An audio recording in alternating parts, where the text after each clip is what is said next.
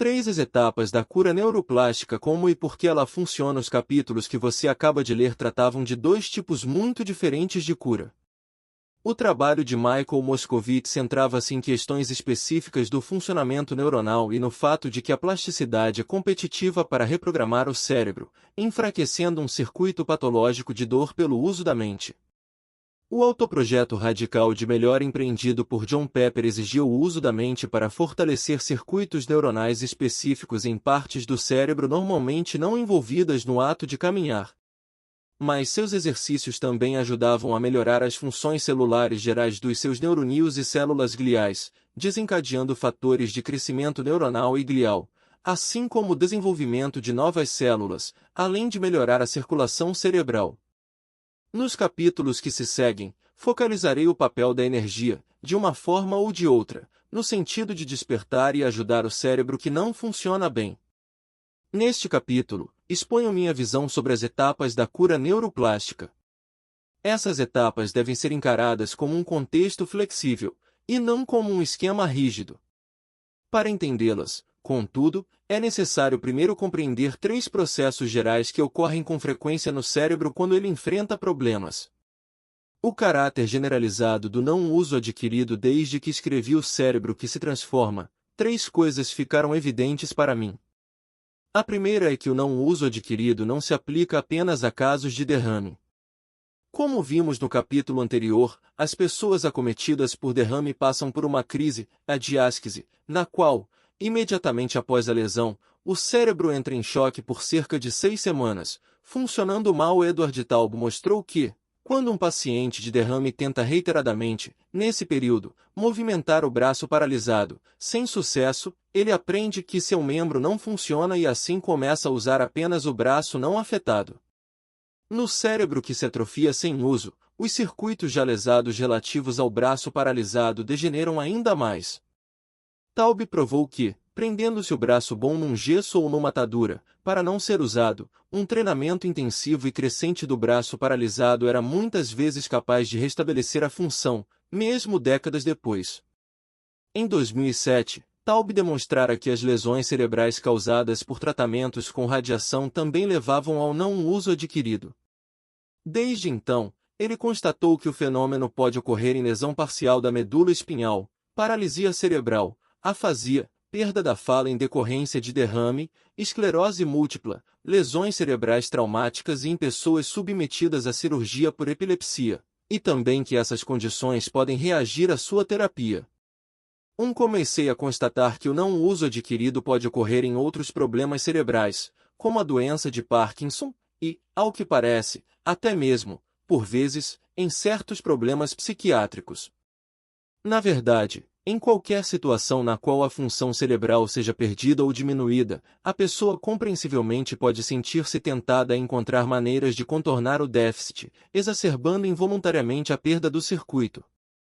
A existência generalizada ou mesmo universal do não uso adquirido significa muitas vezes que não temos como avaliar o nível do déficit de uma pessoa, ou seu potencial de recuperação, até tentarmos treinar vigorosamente o indivíduo. Hoje desconfio que o não uso adquirido é um fenômeno tão comum no cérebro porque adormecer é uma estratégia usual quando uma célula, um organismo ou órgão mais complexo se encontra numa situação em que suas maneiras normais de adaptação a um ambiente falham. 2. O cérebro ruidoso e as disritmias cerebrais. O segundo conceito que pode ser aplicado a muitos problemas cerebrais diferentes é o do cérebro ruidoso, que encontra dificuldade para disparar no ritmo. Entrei em contato com a ideia do cérebro ruidoso pela primeira vez no laboratório de Paul by Y. Rita, onde ele trabalhava com Cheryl Schultz, em discussão no capítulo 7. O sistema de equilíbrio de Schultz foi lesado por medicação, e ela não conseguia mais determinar onde se encontrava no espaço. Dizia que sua mente parecia muito ruidosa. Os cientistas acreditavam que seu senso subjetivo de um ruído refletia o que acontecia em seus circuitos nervosos. Seus neuronídeos não eram capazes de gerar, no sistema de equilíbrio, sinais suficientemente fortes e nítidos para enfrentar o ruído de fundo de todos os outros sinais nervosos disparados no cérebro. Ruído é um termo da engenharia, que se refere ao que acontece num sistema quando não reconhece sinais normais por serem fracos demais, em comparação com o ruído de fundo. Daí a expressão cérebro ruidoso. Eu colocaria as coisas da seguinte maneira. Numa lesão cerebral, seja qual for a causa, toxinas, derrame, infecção, terapia de radiação, pancada na cabeça, doença degenerativa, alguns neuroníons morrem e deixam de emitir sinais. Outros são lesados, mas, e está aqui a chave, não necessariamente ficam silenciosos. O tecido cerebral vivo é excitável por natureza. Mesmo quando um circuito cerebral está desligado, ele continua a emitir alguns sinais elétricos, embora numa intensidade diferente e muitas vezes menor do que quando estava ativo e ligado. Nessa visão, o cérebro é como um coração, em repouso, não para. Quando o sistema elétrico do coração é lesado, perde a capacidade de regular a intensidade de seus disparos e emite sinais aberrantes de vários tipos. Seus marcapassos naturais podem tocar devagar demais, ganhar velocidades perigosas ou levar a batimentos irregulares e caóticos chamados arritmias ou disritmias. No cérebro, esses sinais irregulares têm efeito em todas as redes a que estão ligados, bagunçando também o seu funcionamento, a menos que o cérebro seja capaz de bloquear seus neuroníons lesados. Em muitos problemas cerebrais, sabemos hoje, os neuroníons estão disparando em ritmos errados ou inusitados. Essa situação ocorre na epilepsia, no Alzheimer, no Parkinson, em muitos problemas de sono e em lesões cerebrais, entre outros. Eles criam um cérebro ruidoso porque muitos sinais estão fora de sincronia. 3. Algo semelhante ocorre no cérebro que envelhece, no cérebro de crianças com distúrbios de aprendizado e em problemas sensoriais, quando os neuroníons não são capazes de emitir sinais claros e nítidos. Quando neuroníons doentes tornam ineficientes os saudáveis que recebem seus sinais irregulares, eles podem tornar-se dormentes. Um estudo recente e importante do grupo de Taub, usando escaneamento cerebral, mostrou que quando um derrame mata neuroníons na área chamada do infarto, outros neuroníons, ainda vivos mas distantes das células mortas, podem evidenciar sinais de atrofia ou degeneração. Do grau dessa atrofia dependem as dificuldades do paciente e o desempenho que vem a ter na terapia de contenção induzida. Taub considera, assim como eu, que essa degeneração neuronal ocorre provavelmente porque tais áreas não estão recebendo os sinais adequados dos neuroníons doentes, de acordo com o princípio da atrofia por falta de uso, ou porque eles estejam afetados pela fraca saúde cerebral que predispôs a pessoa ao derrame, ou ambas as coisas. Desse modo, quando os pacientes tentam desempenhar uma atividade que requeira todos esses circuitos, não conseguem, e nesse momento, creio eu, desenvolvem o não uso adquirido. Pior ainda, não só perdem acesso às capacidades que tinham, como encontram dificuldade de aprender novas capacidades, pois o cérebro ruidoso não é capaz de fazer distinções ou diferenciações sutis. Em suma, embora esses pacientes não possam desempenhar certas tarefas, apenas alguns dos neuroníons que normalmente as processam estão mortos, outros estão vivos, mas parcialmente comprometidos ou emitindo sinais irregulares e ruidosos, e outros, ainda, meramente adormecidos, pois recebem maus sinais. As abordagens que relato nos capítulos seguintes muitas vezes podem contribuir para melhorar a saúde dos neuroníons doentes e geradores de ruído, usando energia e abordagens neuroplásticas para retreinar os neuroníons sobreviventes a disparar de modo sincronizado e redespertar capacidades dormentes. A rápida e constante formação de assembleias neuronais. O terceiro fator essencial para permitir a cura neuroplástica deriva do caráter único dos neuroníons, em comparação com outras células. Os neuroníons atuam geralmente em grandes grupos, comunicando-se eletricamente através de redes amplamente distribuídas por todo o cérebro. Essas redes se reformam constantemente, transformando-se em novas assembleias neuronais, como têm enfatizado os neurocientistas Susan Greenfield, Gerald Edelman e outros. Isto parece ser particularmente o caso no que diz respeito às atividades conscientes. Como nenhum ato mental consciente é inteiramente igual a outro, em cada ato mental, combinações ligeiramente diferentes de neuroníons se comunicam umas com as outras. Desse modo, à medida que uma pessoa vive o seu dia, o cérebro vai formando, desformando e reformando novas redes neurais, como parte de seu procedimento operacional básico. A esse respeito, o cérebro orgânico vivo é exatamente o oposto de uma máquina de engenharia com circuitos integrados capazes de desempenhar apenas um número limitado de ações para o qual foi concebida. Geralmente, as máquinas realizam uma ação da mesma maneira a cada vez. Um neurônio ou grupo de neuroníons, contudo, será usado para propósitos diferentes em momentos diferentes, indicação do grau de flexibilidade das redes neurais. Em 1923, o neurocientista Karl Lache expôs o córtex motor de um macaco e o estimulou com um eletrodo num lugar.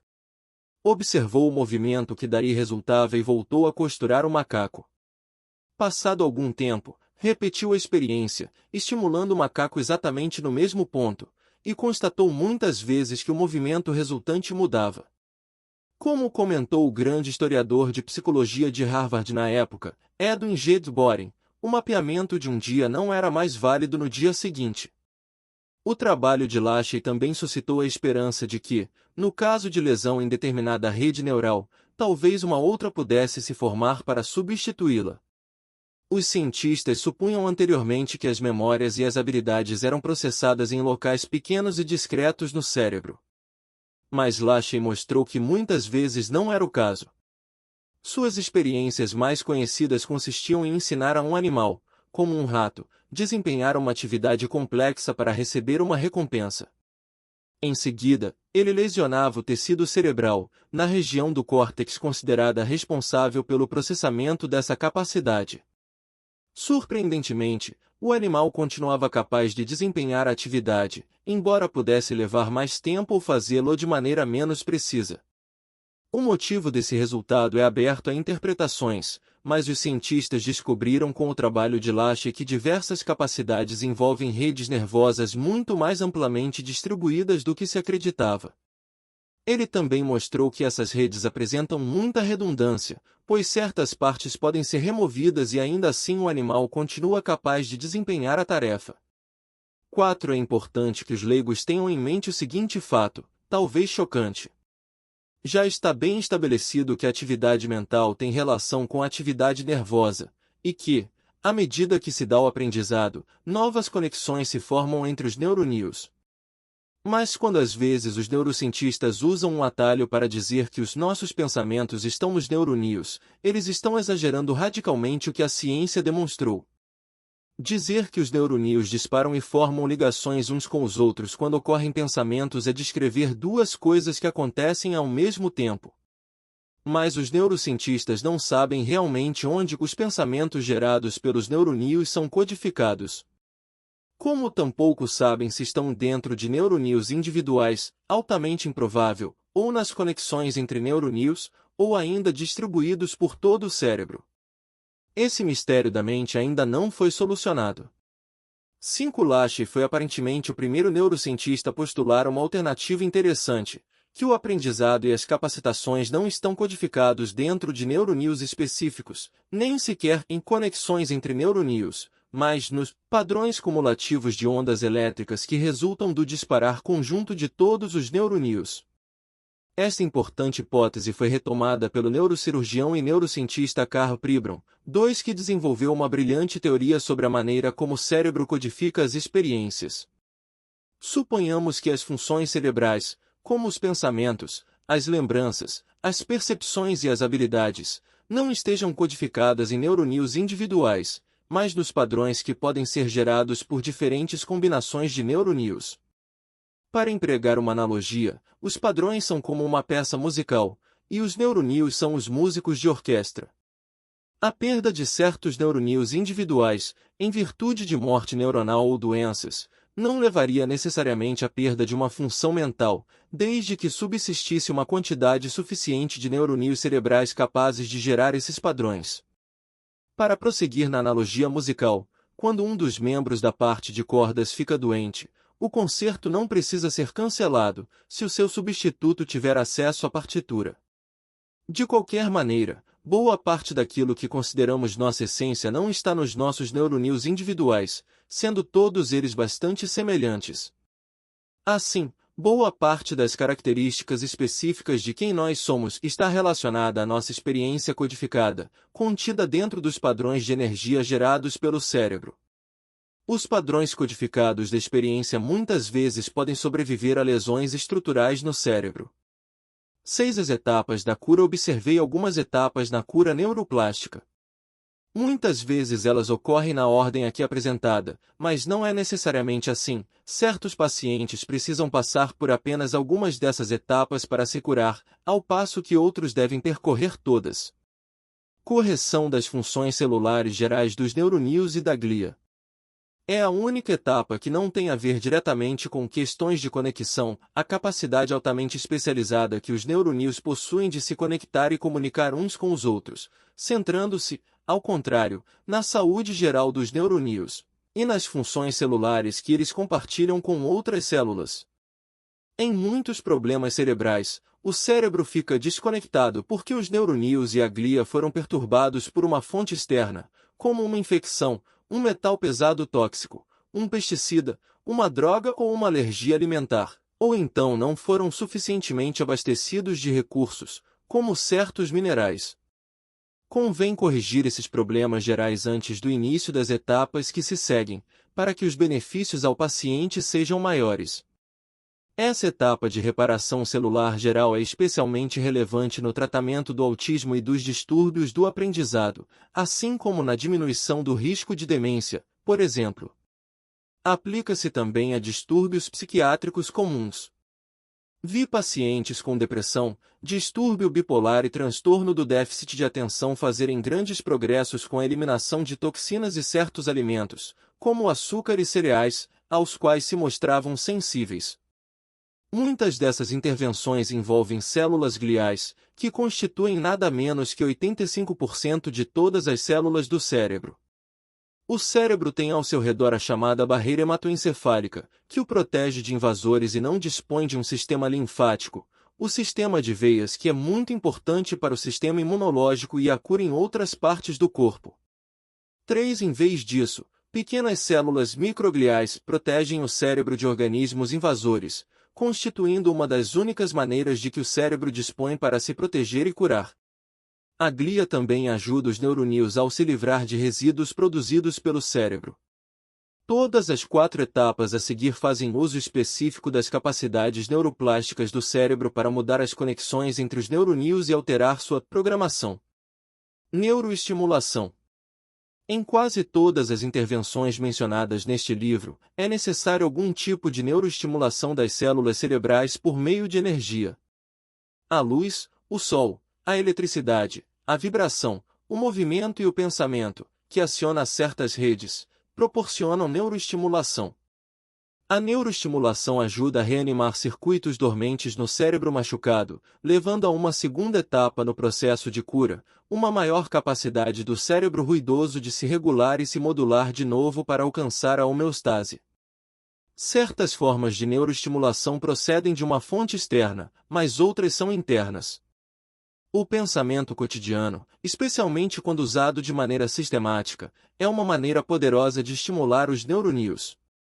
Quando temos pensamentos específicos, certas redes do cérebro são ligadas, ao passo que outras são desligadas. Esse processo constituiu a base dos tratamentos de visualização da dor crônica empreendidos por Moscovitz, ver capítulo 1.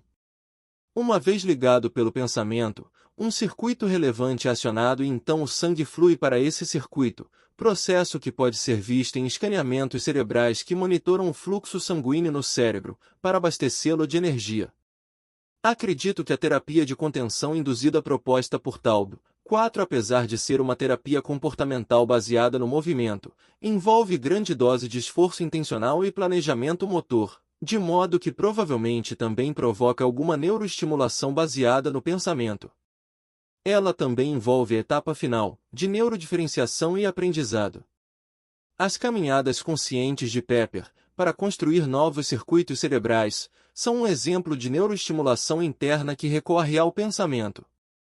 A neuroestimulação é eficaz na preparação do cérebro para construir novos circuitos e superar o não uso adquirido em circuitos existentes. Os exercícios cerebrais e muitos tipos de práticas mentais descritos em O Cérebro que se Transforma constituem formas de neuroestimulação neuroplástica interna. Neuromodulação. A neuromodulação é outro método interno pelo qual o cérebro contribui para a própria cura. Ela restabelece rapidamente o equilíbrio entre excitação e inibição nas redes nervosas, silenciando o cérebro ruidoso. Pessoas com diferentes problemas cerebrais são incapazes de regular adequadamente as sensações. Muitas vezes são muito sensíveis a estímulos externos ou, em sentido inverso, insensíveis a eles. A neuromodulação restabelece o equilíbrio. Como veremos no capítulo 7, a neuroestimulação pode provocar a neuromodulação, melhorando de maneira geral a autorregulação do cérebro. Um dos meios de funcionamento da neuromodulação é pelo restabelecimento do nível geral de estimulação do cérebro, agindo em dois sistemas subcorticais. O primeiro é o sistema de ativação reticular, SAR, que participa da regulação do nível de consciência de uma pessoa e de seu nível geral de estimulação. O SAR fica alojado no tronco cerebral, uma área do cérebro situada entre a medula espinhal e a base, e estende-se verticalmente até as partes mais altas do córtex. Ele é capaz de energizar o resto do cérebro e regular o ciclo sono-vigília. Mostrarei nos capítulos seguintes como a estimulação com luz, eletricidade, sono e vibração muitas vezes leva os pacientes com algum problema cerebral, em geral exaustos e tensos por causa dos seus problemas cerebrais, a começar a dormir profundamente, a acordar sendo restabelecidos e a desenvolver um melhor ciclo do sono. O restabelecimento do SAR é essencial para ajudar o cérebro a restaurar seu suprimento energético, ao qual recorrerá para ampliar a cura. O segundo modo de a neuromodulação funcionar é através do sistema nervoso autônomo. Ao longo de milhões de anos de evolução, os seres humanos se dotaram de reações nervosas pré-estabelecidas, automáticas e involuntárias, que os preparam para as emergências da natureza, como por exemplo quando predadores atacam de repente e não há muito tempo para pensar. Essas reações prontas e automáticas são integradas no sistema nervoso autônomo, assim chamado porque era considerado em grande medida automático, independente de controle voluntário.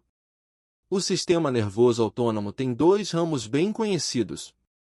O primeiro é a reação simpática de luta ou fuga, que mobiliza uma pessoa para a ação e desvia o sangue para o coração e os músculos, de modo que ela possa enfrentar um predador ou um rival perigoso, ou então fugir. Tanto a luta quanto a fuga exigem uma forte descarga de energia e um aumento do metabolismo, para acessar a energia necessária para o uso imediato. Destinado a assegurar a sobrevivência imediata, esse sistema volta todas as atividades de uma pessoa para esse propósito, frequentemente inibindo processos de crescimento e cura. Muitos pacientes com problemas cerebrais ou de aprendizado frequentemente se encontram em um estado simpático de luta ou fuga, sentindo-se desesperados, em perigo e hiperansiosos por não serem capazes de acompanhar os acontecimentos. O problema é que uma pessoa em situação de luta ou fuga não pode se curar ou aprender bem nesse estado, o que dificulta ainda a mudança cerebral. O segundo ramo é o sistema parasimpático, que desliga o sistema simpático e deixa a pessoa num estado de calma no qual é capaz de pensar e refletir. Enquanto o sistema simpático muitas vezes é chamado de sistema de luta ou fuga, o parasimpático às vezes é chamado de sistema de repouso, digestão-reparação. Ao ser acionado, esse sistema desencadeia reações químicas que promovem o crescimento, conservam a energia e prolongam o sono, fatores necessários à cura. 5. Ele também recarrega as mitocôndrias, as fontes de energia no interior das células, que será detalhadamente analisada no capítulo 4, reenergizando-as.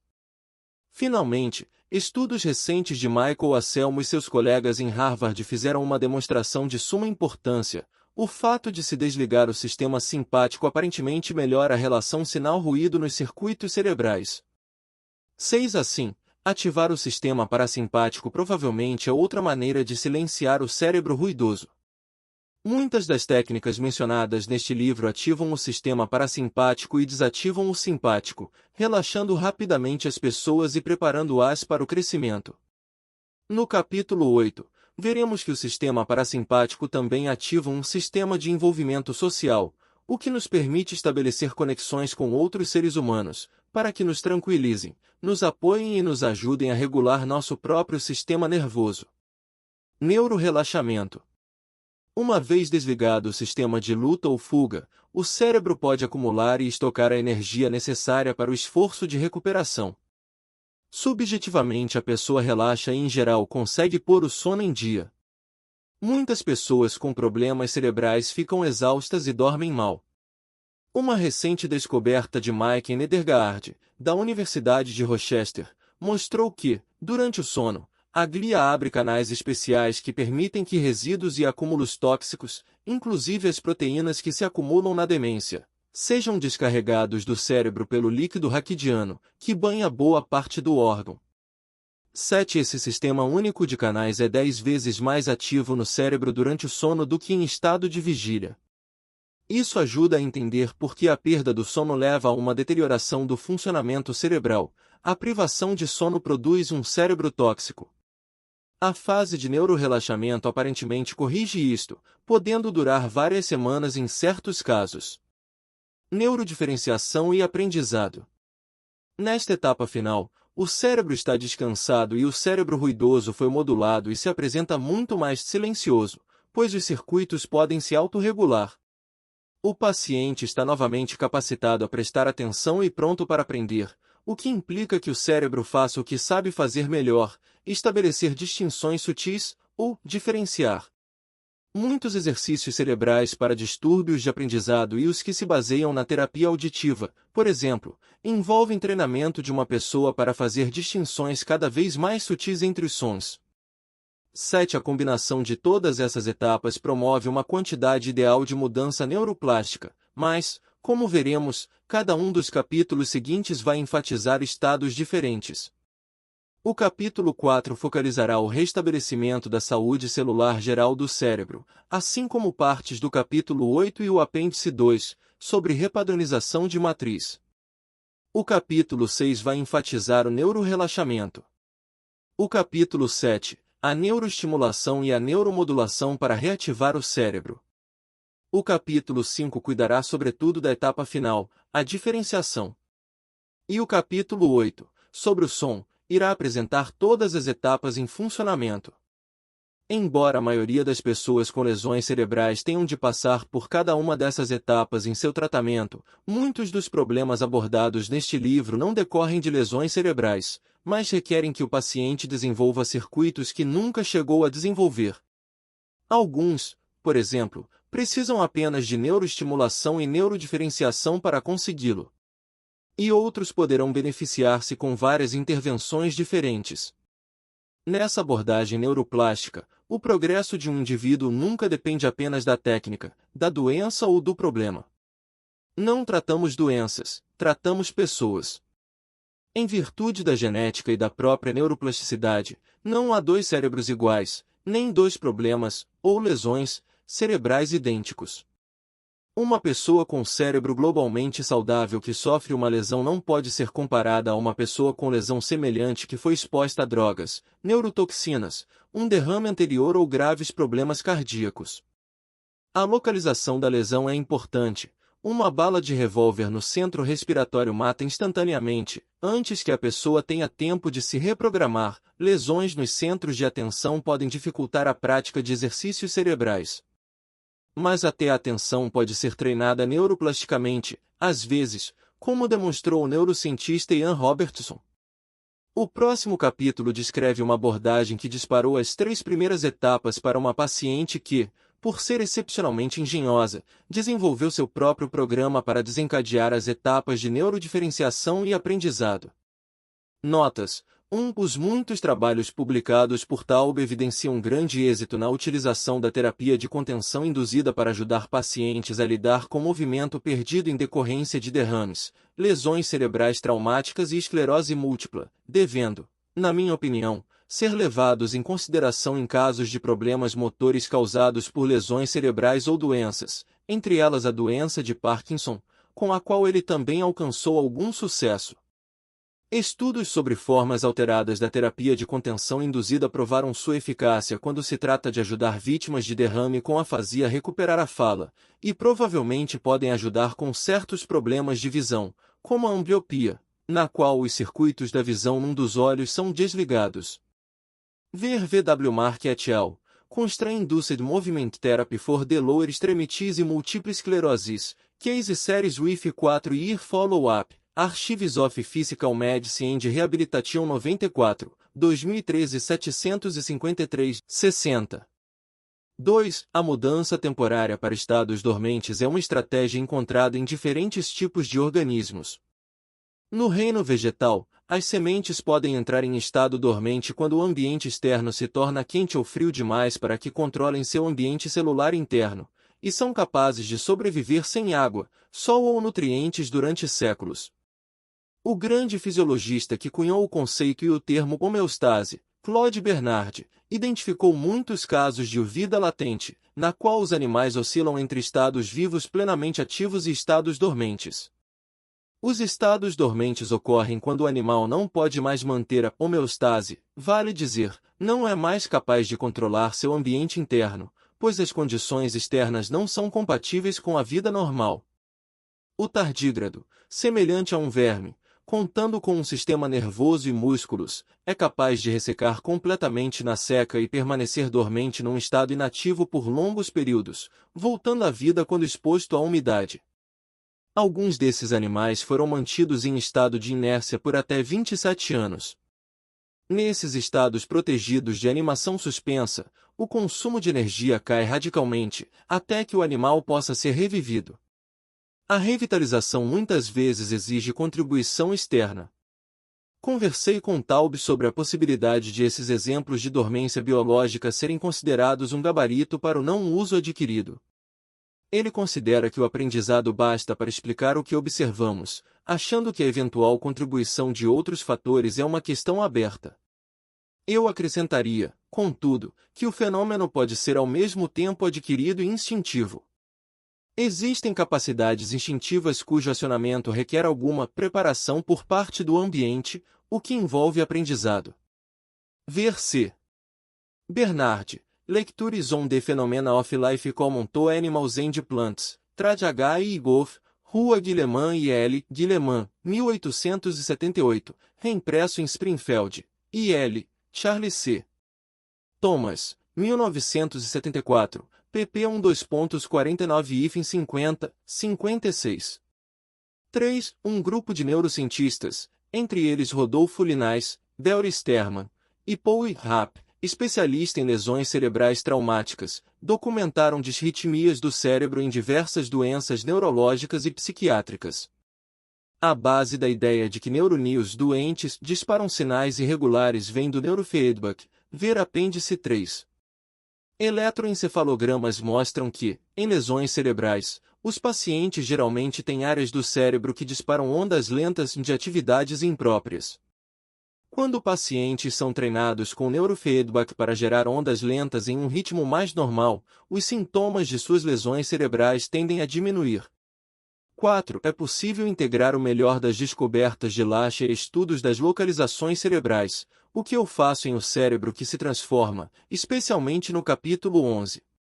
Faz sentido encontrar localizações específicas de certas atividades mentais no cérebro, ou localizá-las, mas certas formas de localizacionismo são imaturas e excessivamente rígidas, ao passo que as formas mais elaboradas levam em consideração a plasticidade do cérebro. O fato de o cérebro tender a processar certas atividades mentais em determinadas áreas não significa que sempre o fará. O localizacionismo imaturo não reconhece este fato. Como o leitor deve ter notado, eu me refiro frequentemente a certas áreas do cérebro como envolvidas no processamento de funções mentais específicas. O que quero dizer com envolvidas é que essas áreas tendem a participar dessas funções mentais e podem até ser necessárias para elas, mas geralmente o circuito é muito mais amplo do que a área especificada, envolvendo muitas outras áreas cerebrais. E em muitas funções o cérebro opera de maneira mais holística do que dá a entender o localizacionismo imaturo. Dizer que o hipocampo está envolvido no processamento da memória de curto prazo é mais preciso que dizer que a memória de curto prazo é processada no hipocampo. O cérebro que se transforma fornece numerosos exemplos da forma como, quando amplas áreas do cérebro estão lesionadas ou ausentes, outras áreas cerebrais podem assumir suas funções mentais. O grupo de Taub demonstrou que, com exceção dos casos de derrame numa área chamada corona radiata, a correlação entre o local onde ocorre um derrame, seu tamanho, e o desempenho dos pacientes na terapia de contenção induzida é muito fraca.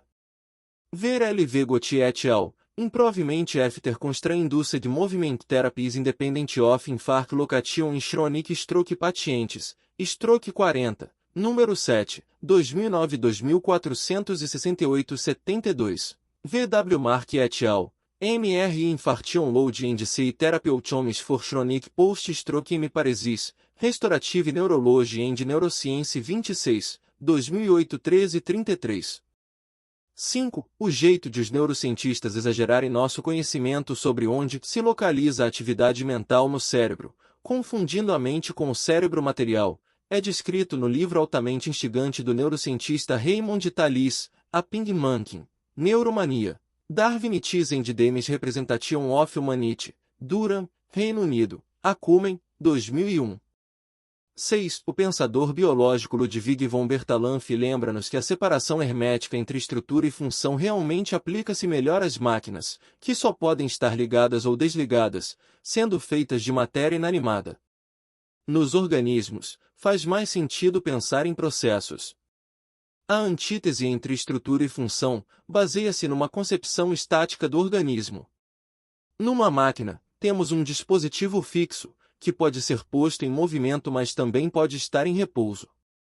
De maneira semelhante, a estrutura pré-estabelecida do coração, digamos, distingue-se de sua função, a saber, a contração rítmica. Na verdade, essa separação entre uma estrutura pré-estabelecida e processos que ocorrem nessa estrutura não se aplica ao organismo vivo.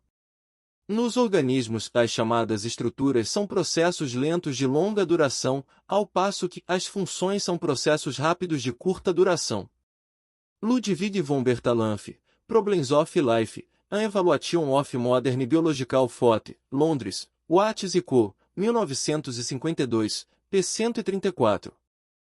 Para entender como a neuroplasticidade facilita a cura, podemos encarar os atos mentais, tais como o pensamento, como processos de curta duração, mas que podem ter um efeito em processos de longa duração, a chamada estrutura do cérebro. Embora o pensamento propriamente não seja capaz de ressuscitar tecidos mortos, ele pode estimular tecidos saudáveis remanescentes a se reorganizar e assim assumir funções perdidas do tecido lesionado. 7. Os céticos argumentam às vezes que a descoberta da neuroplasticidade não é nenhuma novidade, e que a cura neuroplástica não passa de aprendizado. Mas só esta última etapa envolve aprendizado normal, e os efeitos plásticos do aprendizado no cérebro não são os mesmos que os da atividade mental de aprendizado.